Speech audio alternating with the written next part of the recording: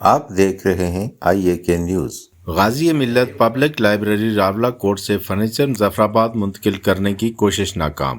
شہریوں کے احتجاج پر انتظامیہ نے سامان ضبط کر کے لائبریری کو سیل کر دیا۔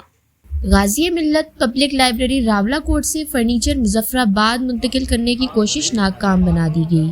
یہ فرنیچر لائبریری سے ایک شہزور گاڑی میں لوڈ کر کے مظفر آباد منتقل کیا جا رہا تھا۔ اس کی اطلاع ملتے ہی شہری موقع پر پہنچ گئے اور گاڑی کو روک دیا گیا۔